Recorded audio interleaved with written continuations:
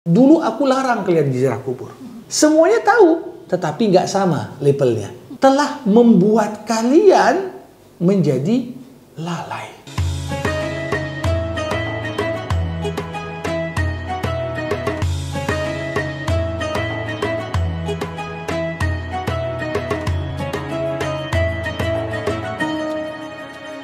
Ya, bismillahirrahmanirrahim. Assalamualaikum warahmatullahi wabarakatuh. Sahabat Al-Quran, alhamdulillah kita kembali bertemu dalam menyelami rahasia Al-Quran. Nah, sahabat Al-Quran, di episode kita kali ini kita akan membahas mengenai surah At-Takasur, artinya adalah bermegah-megahan. Nah, maksud bermegah-megahan di sini apa? Nanti akan coba kita bahas, dan tentunya mudah-mudahan kita bisa memetik hikmahnya ya dari surah At-Takasur ini. Langsung saja sudah ada Ustadz Zamakhsyari Hasbullah Thaib. Assalamualaikum warahmatullahi wabarakatuh, Ustadz. Waalaikumsalam warahmatullahi wabarakatuh. Ustadz, ini kalau dilihat dari judulnya bermegah-megahan. Nah, kira-kira nanti ini akan dibahas seperti apa, Ustadz, bermegah-megahan? Biasanya kalau bermegah-megahan itu identik dengan harta, kekayaan begitu ya, Ustadz ya.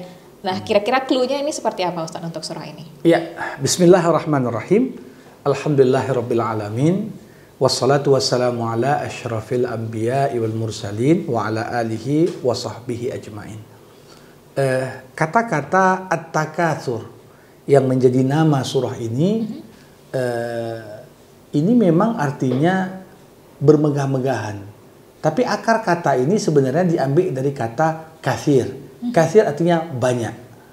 Biasanya manusia itu punya keinginan untuk mengaktualisasikan dirinya. Setelah manusia terpenuhi makanan, minumannya, dia punya anak dan keturunan untuk melanjutkan perjalanan hidupnya. Di sini muncul kebutuhan baru pada diri manusia, ingin diakui, ingin dieluk-elukan namanya.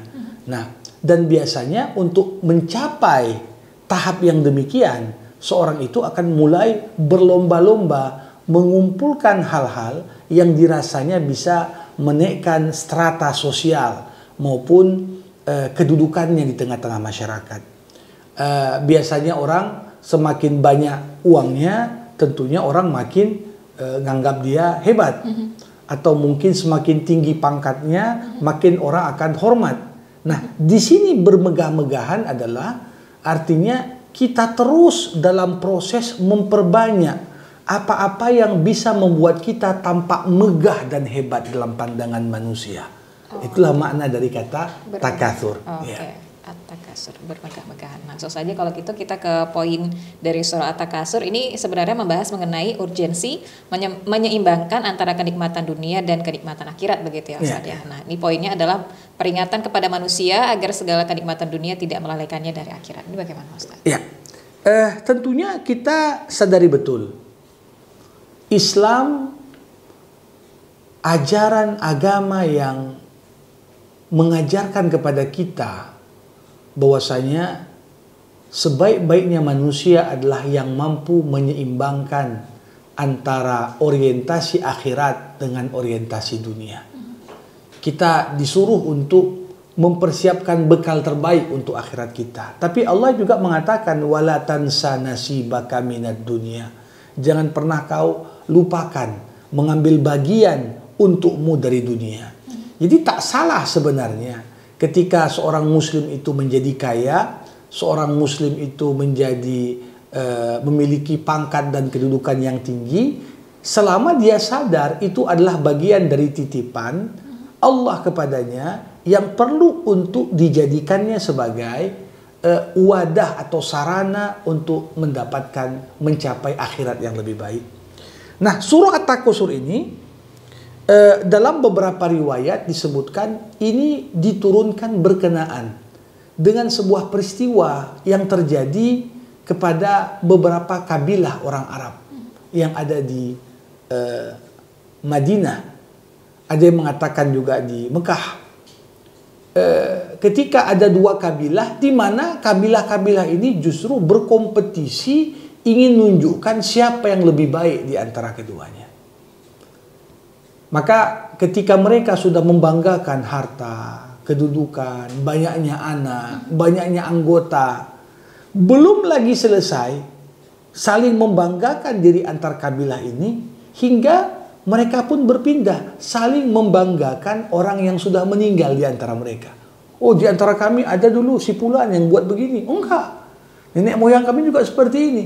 Hingga kemudian mereka berangkat ke kuburan untuk membanggakan nenek moyang masing-masing, mana di antara kedua kabilah ini yang lebih baik daripada yang lain. Berkenaan dengan masalah ini, turunlah surah At-Takatsur ini. Jadi Allah katakan, Alhaakumut Takatsur. Sungguh permasalahan saling membanggakan diri, bermegah-megahan dengan harta, dengan anak, dengan kedudukan, dengan pengaruh dan lain sebagainya, telah membuat kalian menjadi lalai. Karena ketika kita lihatlah dewasa ini, ketika seorang sudah sampai pada tingkatan tertentu, ya, di sini dia bukan lagi penting uangnya. Uangnya sudah berlebihan. Tapi yang dinikmatinya itu apa? Prestis dari uang.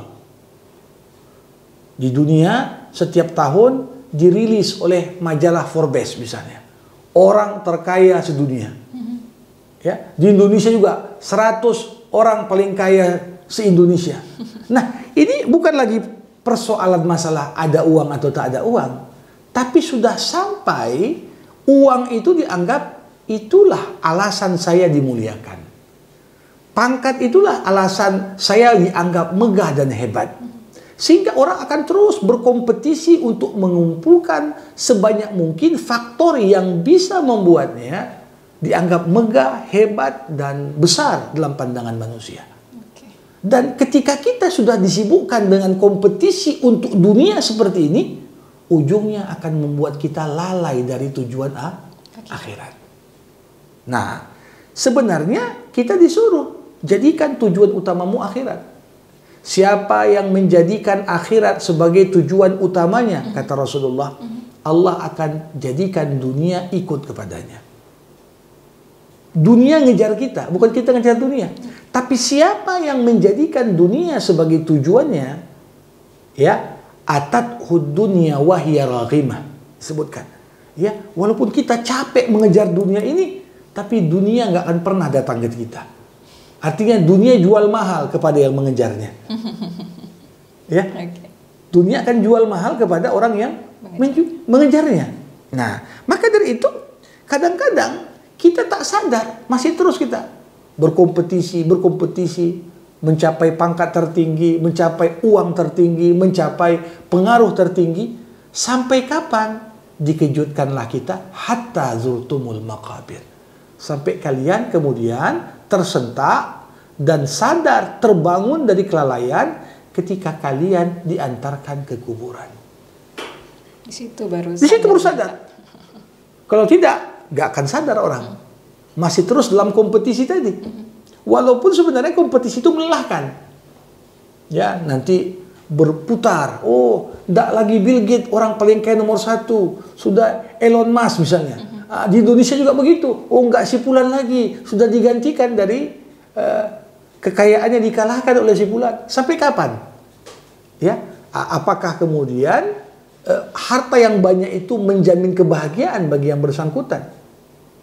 Makanya Allah ingatkan, kapan kompetisi saling bermegah-megahan ini akan berakhir? Hatta zurtumul maqabir.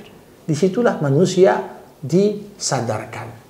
Dalam sebuah hadis Rasulullah SAW mengatakan, yatba'ul janazah thalath, akan mengikuti jenazah yang diantar ke kuburan 3. Maluhu wa ahluhu wa amaluhu.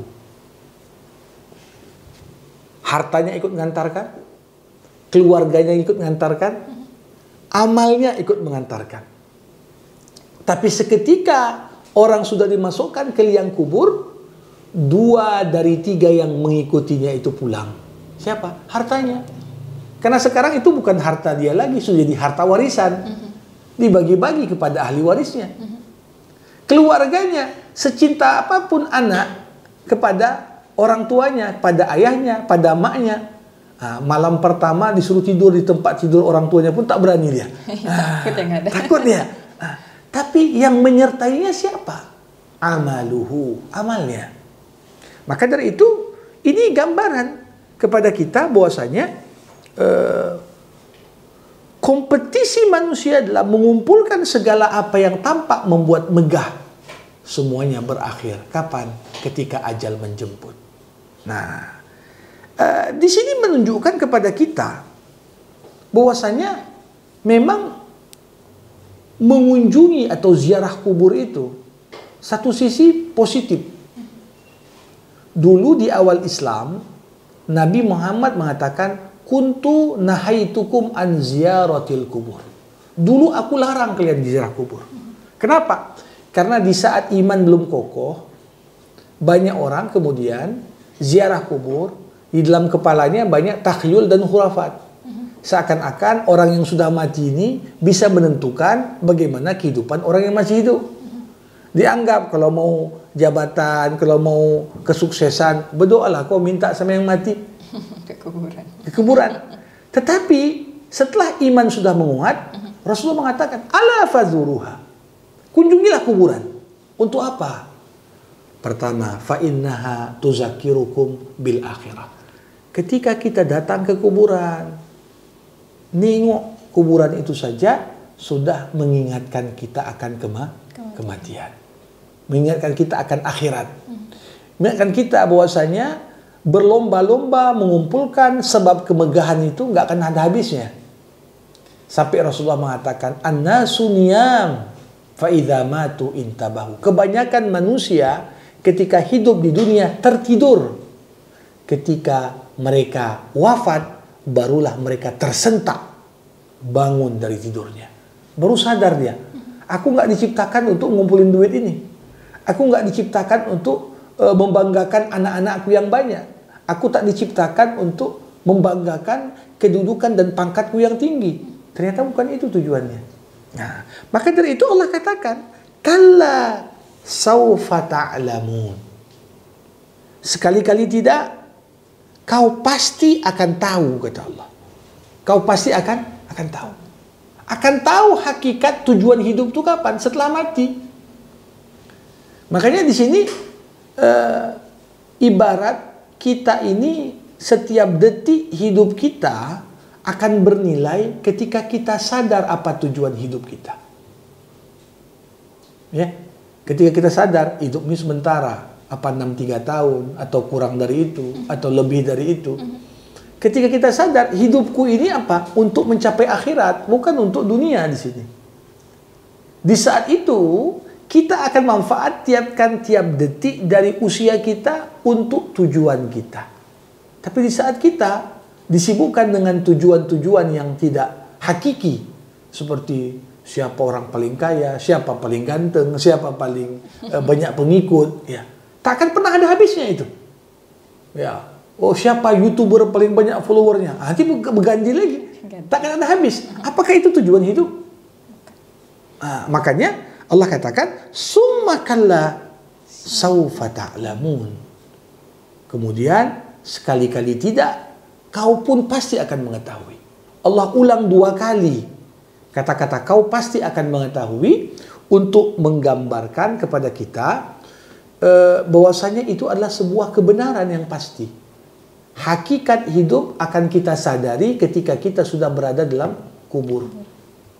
Tersentak kita dari tidur kita yang cukup panjang dan pulas untuk disadarkan sebenarnya kau telah menyia-nyiakan ya waktu yang Allah berikan padamu untuk kemudian sesuai dengan tujuan hidupmu.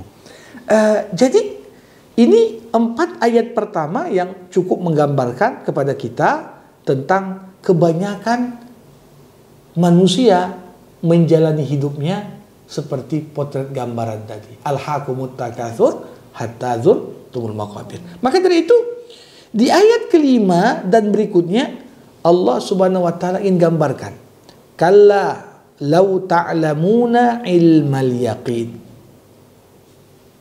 Sekalipun tidak, kata Allah, nanti kau akan tahu tentang hakikat akhirat itu ilmal yaqin.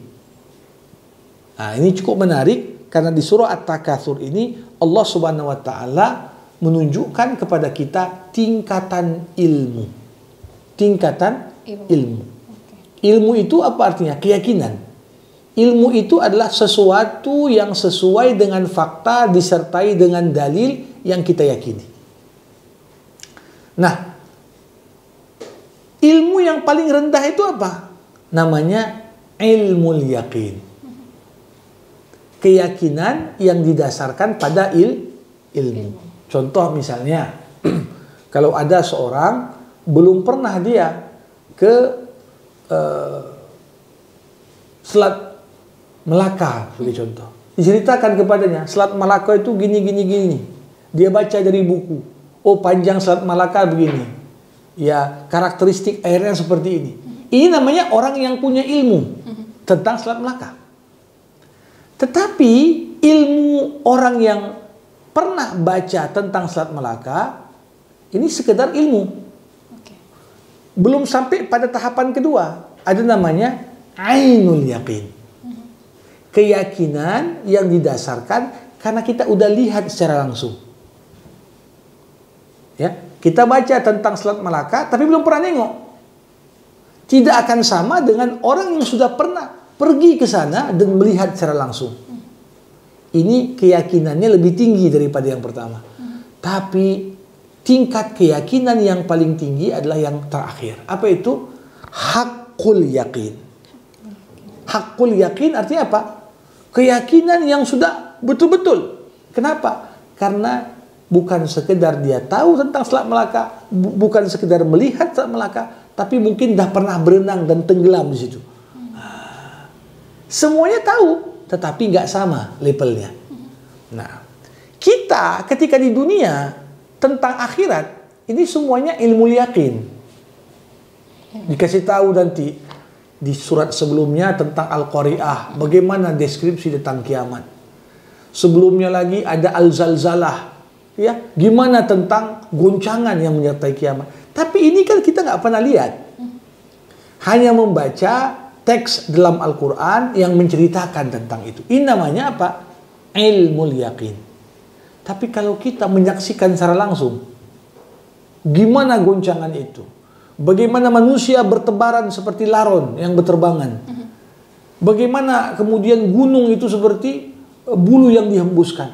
Ini namanya ainul yakin. Kita sudah melihat langsung. Oh, begini yang diceritakan dalam Quran. Tapi ketika kita bagian dari itu, ini namanya hakul yakin.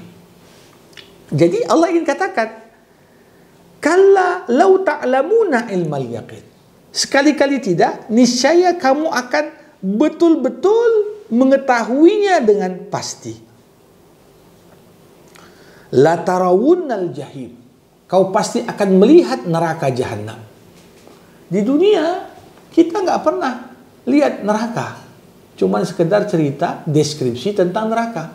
Silahkan kita bayangkan masing-masing bagaimana neraka itu. Tapi nanti orang yang disibukkan dengan mengumpulkan harta di dunia, lalai akan tujuan hidupnya untuk mendapatkan akhirat, maka dia pasti akan melihat neraka jahanam secara langsung. Tsumma la tarawunnaha ainal yaqin. Kalau sudah berdiri di depan neraka, akan didolak untuk dimasukkan ke dalam neraka. Disitulah baru tahu dia ainul yaqin. Keyakinannya itu bukan hanya berbasis informasi yang disampaikan kepadanya, tapi berbasis karena dia sudah melihat neraka itu secara langsung di depan matanya. Maka dari itu, bagian terakhir dari surah yang saya kira menjadi kunci untuk memahami surah ini, summa latus'alunna yauma izin anin na'im. Kemudian kamu semua, kata Allah, akan ditanya pada hari itu tentang segala kenikmatan yang Allah amanahkan kepadamu. Ditanya tentang anak kita, ditanya tentang usia kita, ditanya tentang kesehatan kita, ditanya tentang harta kita. Makanya ada hadis Nabi yang mengatakan, la tazulu qadama abdin yaumal qiyamah hatta yus'al an arba. Tidak akan bergeser kaki seorang manusia pada hari kiamat kecuali akan ditanya dia tentang 4 hal. An umrihi fima afnah. Umurmu kemana kau gunakan? Umurmu kemana? Wa an syababihi fima ablah. Masa mudamu kemana kau gunakan? Wa an ilmihi madza amila bih. Ilmumu sudah apa yang kau gunakan dengannya? Wa an malihi min aina tasabah wa fima anfaqa. Hartamu dari mana kau dapat, kemana kau belanjakan. Jadi ini pertanyaan yang pasti akan ditanyakan. Ya, untuk jawab 4 pertanyaan tadi aja berat. Belum lagi masuk detail-detail amalan kita. Ditanya usia, ya. Karena kadang-kadang manusia ini kan selalu berharap sama Allah, ya Allah kasih usia yang panjang, kan begitu. Nah, padahal kalau tahu dia makin panjang usia, makin panjang pertanggungjawaban, mungkin agak direvisi sedikit doanya. Ya kan? Dia tidak akan minta yang panjang-panjang. Kenapa? Berat bertanggungjawabkan. Makanya manusia yang baik tak identik harus umur panjang. Rasulullah pernah mengatakan, khairun nas, sebaik-baik manusia yang panjang umurnya dan banyak amalnya. Tapi siapa seburuk-buruk manusia yang panjang umurnya dan banyak keburukannya? Jadi kalau kita hanya minta sekedar panjang umur, ya ada kemungkinan jadi manusia terburuk. Ketika panjang usia tadi hanya diisi dengan amal keburukan. Tapi kalau kita minta usia yang berkah, artinya bertambahnya usia ini juga akan beriring bersamanya bertambahnya amal-amal kebaikan. Itulah kebaikan yang kita harapkan. Nah, jadi ini contoh kecil. Dan tentunya manusia ini kalau kita lihat, ya dalam gambaran kita akan lihat neraka jahanam, kita akan lihat apa-apa yang hanya kita ketahui di dunia. Tantangan manusia untuk sadar akan tujuan hidupnya ini tidak ada alasan dengan pengertian, oh nanti kalau sudah tua sadar sendirinya itu. Nah, kalau tidak dimulai dari usia muda, memahami apa tujuan hidup, mempersiapkan bekal yang akan kita bawa, tidak identik. Karena Rasulullah juga pernah mengatakan, yahrumul insan wala yahrumu ma'ahu thintan. Manusia mungkin menua, tapi tak pernah menua 2 hal dari manusia. Al-hirsu wal amal. Al-hirs artinya apa? Semangat dia untuk terus mengumpulkan apa yang bisa dikumpulkan. Mengumpulkan harta, mengumpulkan jabatan, mengumpulkan follower, mengumpulkan popularitas. Itu sampai tua pun tetap ada pada manusia. Yang kedua apa? Al-amal. Semakin manusia menua, semakin panjang harapannya. Nah, kalau pas usia 50-an, insya Allah 60-an ini sampai. Yang sampai 60, dibilangnya lagi, oh nanti 70 pun sampai itu. Nah, bahkan yang 90 pun, dia bacakan syair Khairil Anwar, aku ingin hidup 1000 tahun lagi. Nah, jadi tidak akan pernah berkurang keinginan dan harapan manusia untuk menambah. Tapi itu semua tanpa ada kesadaran apa tujuan hidup. Kembali lagi siklus alhaakumut takatsur hatta zurtumul maqabir. Jadi kita akan terus dalam kompetisi hal-hal yang kita anggap membuat kita lebih besar, lebih megah, lebih dihormati, lebih dimuliakan, lebih agung. Kita lupa bahwasanya energi yang kita habiskan untuk terus berkompetisi mengumpulkan uang, harta, pengikut dan sebagainya, itu baru kita tersadarkan akan tujuan hidup ketika nanti sudah masuk kuburan. Allahu a'lam. Ustadz, berarti bukan berarti kita sebagai manusia nggak boleh punya ambisi ya Ustadz di dunia ya? Ya, tidak. Tentunya manusia boleh. Tapi jadikan ambisi dunia itu sebagai sarana untuk ambisi akhirat. Ya, tidak salah Muslim jadi kaya.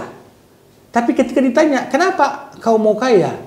Karena dengan kaya lebih banyak terbuka pintu kebaikan dan amal soleh untuk kukerjakan. Silakan. Tapi kenapa kau mau kaya? Supaya aku nanti dihormati orang. Sudah salah. Oh, minta pengakuan berarti. Iya, minta pengakuan. Makanya mau banyak anak, mau tinggi pangkat, silahkan kejar. Tetapi jadikan itu sebagai sarana untuk tujuan akhirat. Nah, yang terjadi sekarang waktu menjabat tidak ada berbuat apapun untuk agama. Waktu pensiun kira-kira apa yang bisa dibantu? Kita butuh orang-orang yang ketika sedang berada dalam jabatannya justru dia berpikir untuk umatnya. Dia berpikir untuk agamanya. Nah, tidak salah seorang levelnya wali kota naik ke gubernur, dari gubernur naik dia menjadi menteri misalnya, mau naik jadi presiden, silahkan.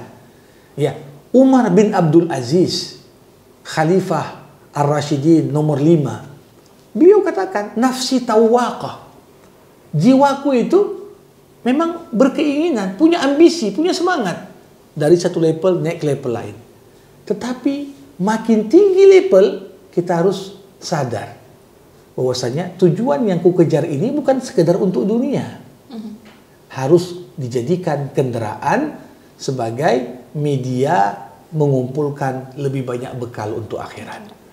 Nah, inilah yang harus jadi kuncinya. Oke, berarti bukan berarti kita udah laku hidupnya biasa-biasa aja. Jangan. Sedikit Justru kalau muslim semuanya susah, susah juga kita.